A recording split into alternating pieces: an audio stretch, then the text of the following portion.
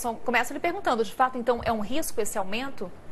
Eu acredito que sim, porque você vai dar mais comida para quem já está com fome. Então, a tendência é que coma mais, né?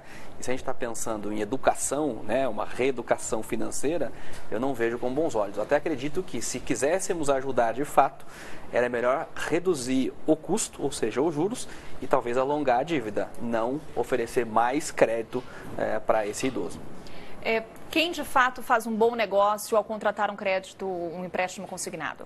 O empréstimo consignado, ele tem as menores taxas do mercado. Então, do ponto de vista de você precisar de capital, né, de dinheiro, faz sentido, porque é melhor você tomar um empréstimo consignado do que você, por exemplo, não pagar a fatura do cartão de crédito e ficar com essa dívida, né? A dívida do cartão de crédito é mais cara que do consignado. Então, se você está com um problema financeiro, precisa de dinheiro, o consignado faz sentido, porque menor taxa de juros. A questão é que eu não posso ficar tomando consignado o tempo todo, né? E agora só tenho mais possibilidade de mais consignado. Será que eu já estava numa situação vulnerável com o que eu já tinha e isso agora vai ser piorado, ou será que não, né? Então precisa fazer esse exame individual aí. Pois é, então se de fato eu observo que vale a pena, que eu preciso fazer um empréstimo consignado, quais são os cuidados que eu tenho que tomar? Acho que o principal cuidado é você pensar que no primeiro mês seguinte você já vai pagar uma parcela desse empréstimo. Então você precisa considerar no seu cálculo o montante de dinheiro que você precisa, pensando também que você precisa considerar o valor dessa primeira parcela, né? Porque se essa parcela já não couber no seu orçamento, você já começa a ter problema no primeiro mês após você ter captado esse dinheiro. Então tem que fazer essa conta muito bem feita. Quanto eu posso comprometer? O empréstimo consignado compromete cerca de 30%, 35% da renda do aposentado, do pensionista, lembrando que é um desconto direto na folha de pagamento. Sim. No caso, Emerson, quanto eu posso comprometer, então, da minha renda no empréstimo consignado? Aí a gente precisa fazer um exame individual. Cada pessoa vai ter um limite. A gente coloca esse limite de 30% a 35% porque é meio que uma ideia de 30% para pagar dívida, 30% para se manter e, em tese, 30% para poupar, né? Mas a gente sabe que neste caso não está sendo usado porque a pessoa já está captando empréstimo. Então tem pessoas que numa determinada fase da vida elas podem, por exemplo, guardar até 50%, né? Elas podem comprometer até 50%, porque ela está comprando uma casa, né? Ela teve um problema financeiro, um descasamento de receitas e despesas, né? Então, numa determinada situação ela pode até ultrapassar esse limite, desde que ela tenha consciência do que ela está fazendo, né? 30% não é bom para todo mundo, mas também não é ruim para todo mundo. Precisa fazer o exame individual. Tem gente que tem mais capacidade, tem gente que tem menos capacidade. Talvez 30% para algumas pessoas seria até uma loucura, porque ela poderia comprometer no máximo 10%, 15%, às vezes nem isso. Então, se você dá essa possibilidade da pessoa adquirir mais dívida, eu não vejo com bons olhos. O interessante também é quando a gente nota os números do SPC, que fez um levantamento em agosto, que apontou que o número de endividados no Brasil cresceu cerca de 4%. Já quando a gente observa o número de idosos, houve um crescimento de 8%, ou seja, o dobro, Emerson. Por que isso? De fato, o idoso é mais vulnerável a dívidas?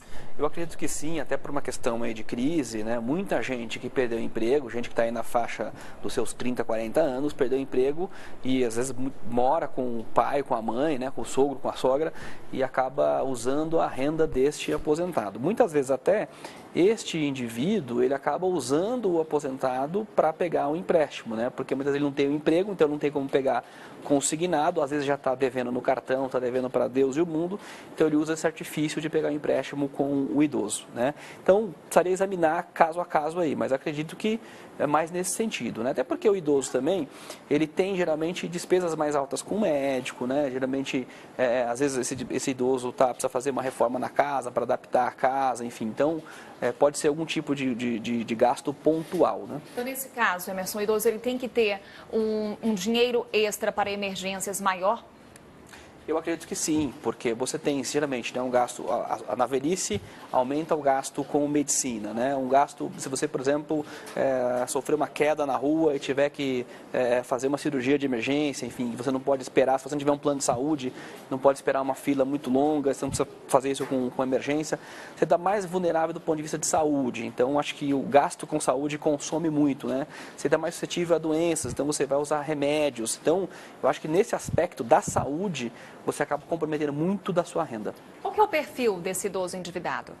Olha, eu não saberia te dizer exatamente o perfil, mas eu imagino que é uma pessoa que já está aposentada e, portanto, não tem condições de voltar para o mercado de trabalho, depende daquela renda da aposentadoria, que muitas vezes não é suficiente para pagar, às vezes, aluguel, ou manutenção da casa, ou remédio, ou que dirá o entretenimento, né? E às vezes ele está arcando ainda com os custos dos filhos, dos netos, enfim. Então, imagino que seja esse indivíduo que se aposentou, não tem mais como fazer um bico, né? Trabalhar, fazer um freelance, alguma coisa assim, e tem uma renda completamente comprometida. E aí, o único recurso é fazer o empréstimo via consignado, até porque ele não vai conseguir empréstimo fora do sistema do consignado. Vai ser muito difícil alguém oferecer um empréstimo, porque ele não tem muitos ativos para dar em troca, para dar em garantia, né? Quando a gente olha o crescimento dos contratos de empréstimo consignado, Emerson, é porque no Brasil falta um pouco de planejamento para a aposentadoria?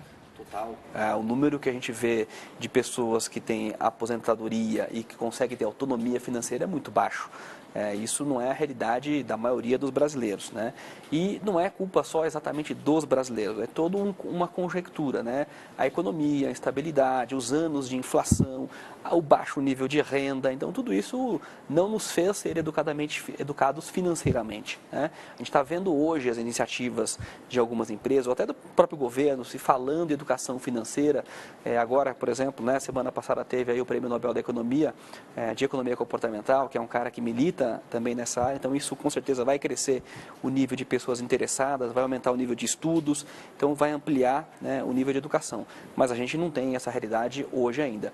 Se a gente não tem isso hoje, que dirá, né, nas pessoas que já passaram aí dos 60 a 70 anos. Quando que a gente tem que começar a pensar em aposentadoria, começar a planejar? Eu acho que você tem que pensar, a partir do momento que você ingressa no mercado de trabalho, você já sabe que em algum momento você vai sair, né? E mesmo que você não pense na sua saída, você entrou lá com 20 anos no mercado e pensa que você vai sair com 60, apesar que hoje, né, com as expectativas de aumento de vida do brasileiro, talvez você não possa parar aos 60, talvez tenha que parar aos 70, aos 80, porque isso vai se aumentar. Então, acho que você tem que pensar o tempo todo na sua carreira, que você sempre vai precisar de ter o quê? Uma educação financeira, porque ao longo da carreira você vai ter altos e baixos, vai ter momentos bons de carreira, vai ter momentos não tão bons assim. E ao longo dessa sua trajetória de carreira, você precisa pensar que em algum momento você não vai ter mais renda.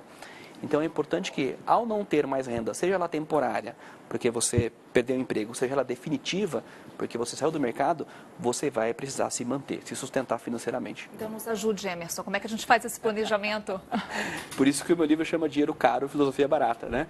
Porque o dinheiro é caro, difícil, esse planejamento é individualizado, você precisa entender os objetivos das pessoas, né? O que elas sonham, a possibilidade real de renda, as competências que ela tem, por exemplo, para eventualmente conseguir trabalhos diferentes, né? E conseguir aumentar a sua renda, enfim, é uma coisa bastante complexa, por isso o dinheiro caro.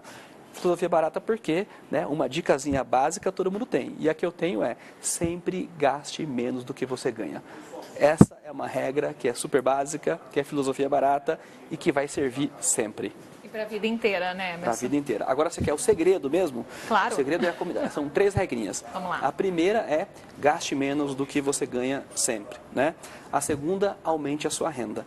E a terceira é combine a regra 1 com a regra 2. E se começar fazendo isso a partir de agora, ou seja, a aposentadoria está mais tranquila? O tempo vai te ajudar.